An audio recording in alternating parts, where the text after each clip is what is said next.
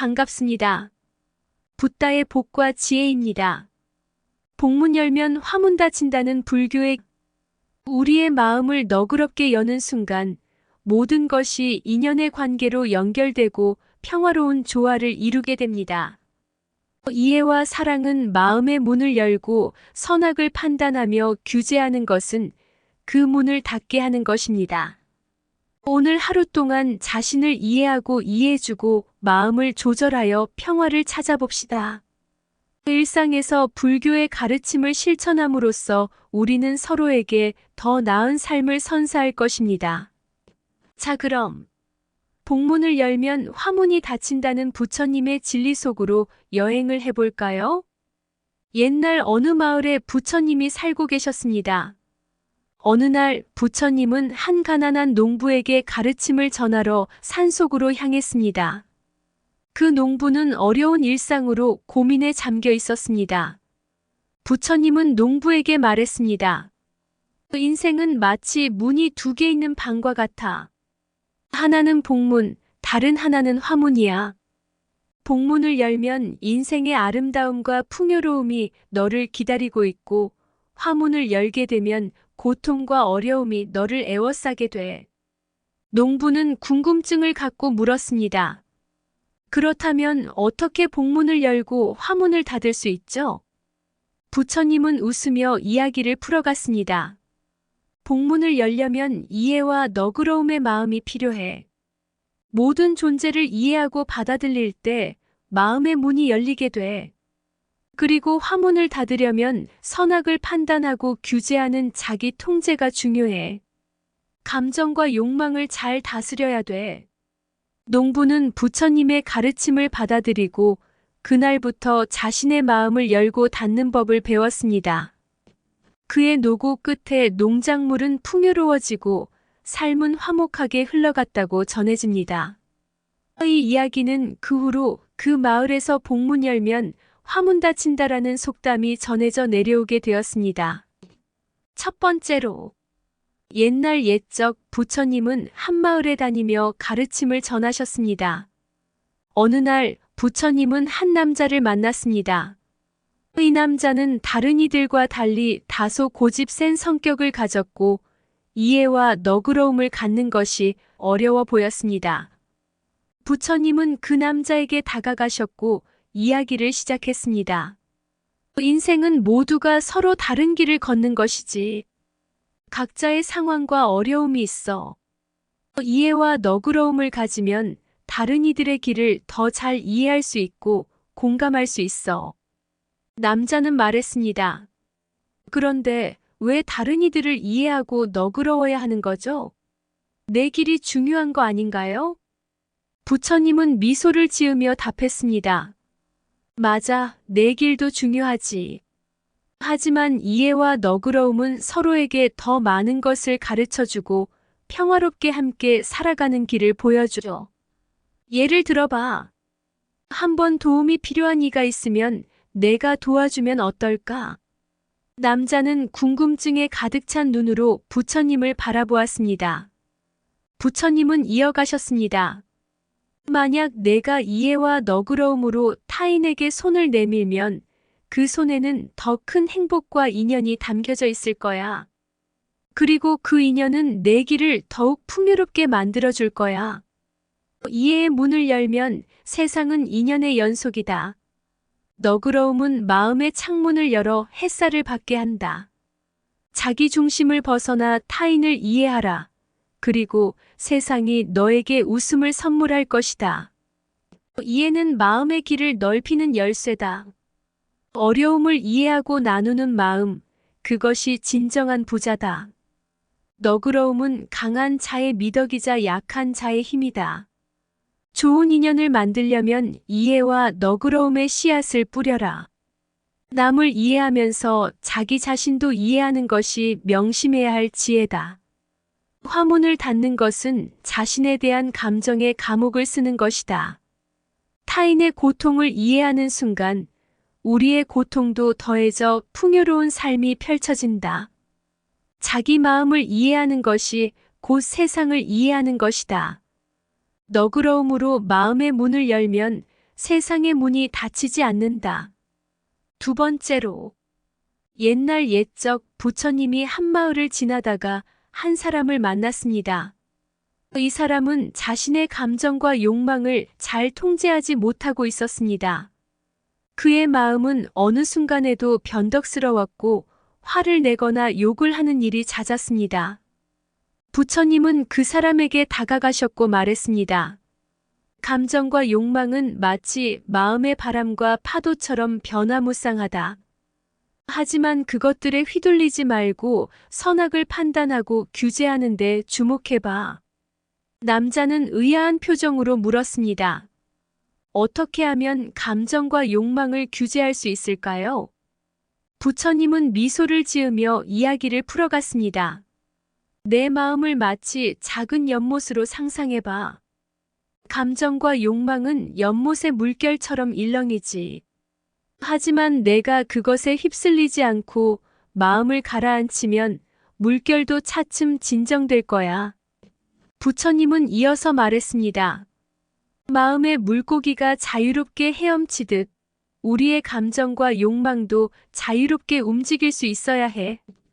그러나 그것들을 통제하지 않으면 연못은 거세게 흔들릴 것이고 물고기들도 마음대로 헤엄칠 수 없게 돼. 감정의 물결에 휩쓸리지 않고 마음의 연못을 차분하게 유지하라. 자기 통제는 내적 평화의 출발점이다. 감정의 폭풍이 몰려와도 차분한 마음으로 그것을 지나가게 하라. 세상의 변화에 휩쓸리지 않고 내면의 평정을 지키라. 자기 통제의 열쇠는 선악을 판단하는 미덕에 있다. 욕망의 화염을 진화시키고 마음의 화문을 지켜라. 자기 마음을 다스리는 사람은 자신의 운명을 다스린다. 마음의 숲에서 나무 하나하나를 세심하게 다듬어 나가라. 욕망의 흔들림에 휩쓸리지 않으면 인생의 조용한 평화를 찾을 수 있다. 자기 통제는 강한 의지와 올바른 판단의 결합이다. 내면의 여유가 감정의 폭풍을 가라앉힌다. 감정의 파도에 휩쓸릴 때 선악을 판단하고 내면의 나침반이 되어라. 세 번째로, 옛날 옛적 한 마을에 부처님이 찾아왔습니다. 그 마을 사람들은 부처님께 삶의 복잡함과 어려움에 대한 가르침을 구하였습니다. 부처님은 마을 사람들에게 삶의 복잡성에서 나만의 길을 찾는 방법에 대한 이야기를 하셨습니다. 부처님은 이야기를 시작했습니다. 삶은 가끔씩 복잡하고 어려운 길로 이끌리기도 하지만 나만의 길을 찾는 데에는 몇 가지 실용적인 가르침이 있다.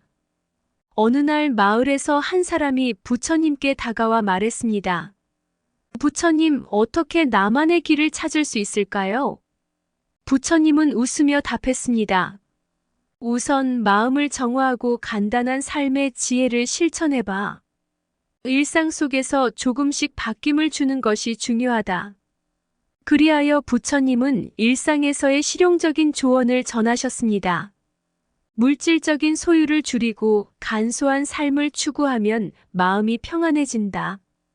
불필요한 것들을 버리고 필요한 것에 집중해봐. 나눔은 풍요를 창조하고 더 나은 연결을 만든다. 자신의 능력에 맞게 시간과 노력을 나누어 보자. 솔직하고 착한 마음으로 행동하면 주변의 인연이 더욱 풍성해진다. 자연과 조화를 이루는 삶은 마음의 평화를 가져다 준다. 자연의 소리를 듣고 자연을 존중하며 살아가자. 자주 마음을 되돌아보고 나 자신과 솔직하게 대화하면서 내면의 목표를 찾아가자. 삶의 복잡성에서 나만의 길을 찾는 것은 작은 행동에서 시작된다. 간소함은 마음의 평화를 찾는 첫걸음이다. 자연과 함께하며 삶의 흐름에 순응하자. 자기 성찰은 내면의 목표를 발견하는 지혜다. 나눔은 풍요로움의 씨앗을 뿌리는 행복의 실천이다. 착한 행동은 마음의 정화와 함께 나만의 길을 비춘다. 간소한 것에 감사하며 풍요로운 마음을 기르자. 소유가 아닌 경험으로 삶을 풍성하게 만들어 보자. 내면의 조화가 외부의 평화를 창조한다. 자연의 미를 즐기며 생명과의 조화 속에서 행복을 찾아가자. 순수한 마음으로 행동하면 삶의 미소가 가득하게 피어난다. 마음의 강을 닦아내면 삶의 길을 더욱 맑게 걷게 된다. 한 번은 불교 스님과 그의 제자가 함께 강물을 건너고 있었습니다.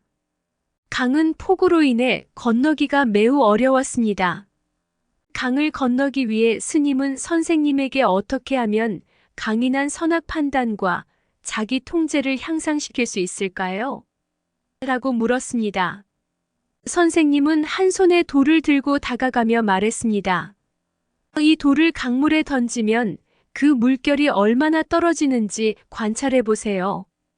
스님이 돌을 던지자 물결은 크게 일렁였습니다. 선생님은 이어서 말했습니다. 이제 돌을 조금 바꾸어 보세요. 스님이 돌을 조금 변경하고 다시 던지자 물결은 작게 일렁였습니다. 선생님은 웃으며 설명했습니다. 강물은 그 자체로 변하지 않습니다. 하지만 우리가 던지는 돌, 즉 우리의 행동과 생각은 강물에 영향을 미칩니다. 이해와 너그러움으로 돌을 던지면 강물은 조용하게 흘러가고 선악을 판단하며 돌을 바꾸면 강물은 차분하게 흐를 것입니다.